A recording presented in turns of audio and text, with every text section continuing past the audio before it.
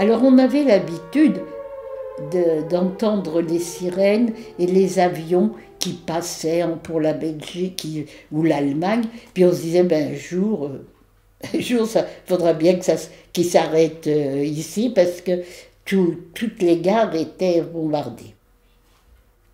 C'est arrivé le 18 avril 1944. On dormait déjà d'un œil, hein, parce qu'on était souvent réveillés, les avions qui passaient et qui revenaient. Les chaussons ou les chaussures bien mises l'une à côté de l'autre. On se déshabillait à moitié, parce qu'il fallait être vite sur pied.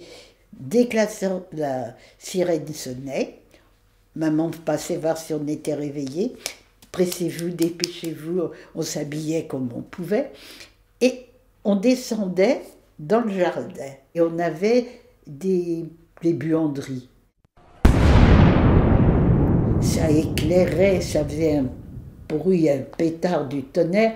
Et il y avait dans le ciel des grands morceaux de tuyaux qui éclairaient comme en plein jour. Et la première vague d'avions qui ont bombardé, ils étaient bien au-dessus de la gare de triage. Ça s'est arrêté 10 minutes, puis il est arrivé une nouvelle vague. Et le vent a fait que ces espèces de grands lumignons ont été un petit peu déportés vers Juvisy.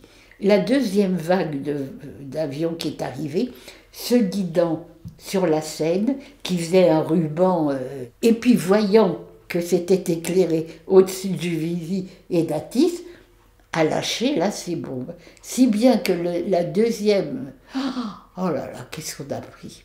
Qu'est-ce qu'on a pris! La maison qui était le long de la rue, alors que nous on était dans le jardin, était complètement... On n'avait plus rien. Plus rien. Dans la rue, ce n'était qu'un monticule de débris.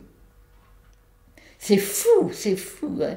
Tout était écroulé. Il y avait dans la rue des gens qui criaient, des gens qui pleuraient, des gens qui s'appelaient, des gens qui piquaient des crises de nerfs.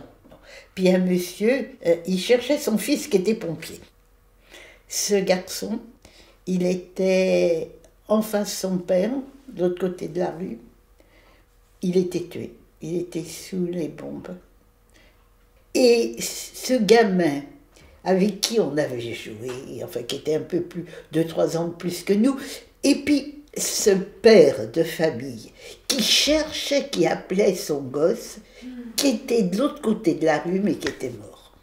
Ça, c'est quelque chose de terrible. Tout au bout de la rue, là, il y avait une très jolie pâtisserie chez Madame Beurienne.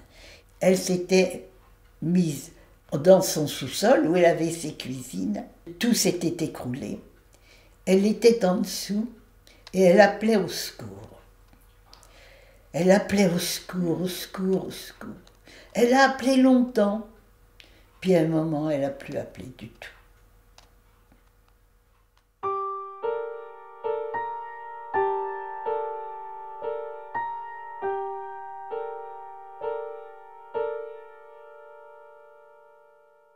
Après le bombardement, on est allé à Morsan, chez ma tante.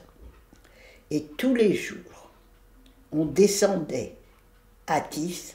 Il fallait bien savoir ce que mon oncle et ma tante, ce qui leur était arrivé rue de la Paix, là-bas. Alors, et on montait à Morsan, on redescendait. Papa et maman ne voulaient pas qu'on vienne avec eux.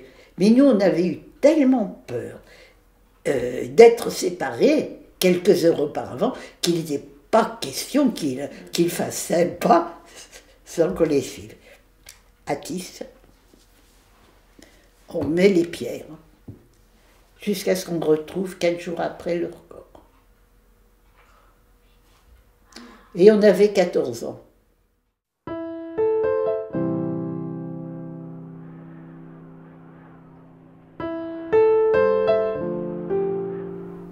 Le monde était vraiment bizarre à ce moment-là.